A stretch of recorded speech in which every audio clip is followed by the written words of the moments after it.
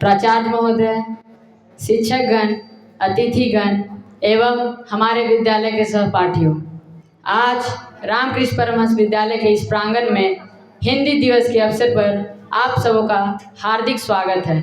मैं मयंक राज वर्ग 8वीं का छात्र हूँ और मुझे आज रामकृष्ण परमहंस विद्यालय के द्वारा हिंदी दिवस के अवसर पर अपने विचारों को प्रस्तुत करने का अवसर मिला है। आज हम सभी लोग यहाँ पर एक जगह पर विचार कर रहे हैं।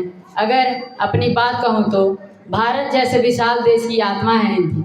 जैसे शरीर से जब आत्मा निकल जाती है, प्राण वायु जब निकल जाती है तो उस शरीर का कोई महत्व नहीं रह जाता। उसी प्रकार भारत रूपी शरीर से जब हिंदी को निकाल दिया जाए तो भारत का भी कोई महत्व नहीं रह जाएगा।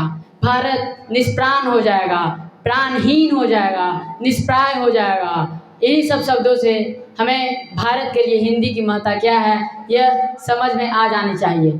अगर हम इस दिवस की ऐतिहासिक पृष्ठभूमि में जाएं तो 14 सितंबर 1949 को देवनागरी लिपि को संविधान सभा के द्वारा आधिकारिक भाषाओं में से एक के रूप में चयन किया गया था और 1953 से इसे वार्षिक उत्सव के रूप में मनाया जा रहा है। साथ ही 10 जनवरी 1975 से इसे विश्व हिंदी दिवस के रूप में भी मनाया जा रहा है। और मनाया भी क्यों नहीं, हमारे देश में सभी भाषाओं का सम्मान है, लेकिन हिंदी हमारे लिए वरदान है। भारत माता के माथे पर बिंदी का जो स्थान है वही स्थान सभी भाषाओं में से हिंदी का भी है। आचार्य विनोबा भावे का कहना था कि मैं सभी भाषाओं की इज्जत करता हूँ, पर मेरे देश में अगर हिंदी की इज्जत ना हो यह मैं सहन नहीं कर सकता।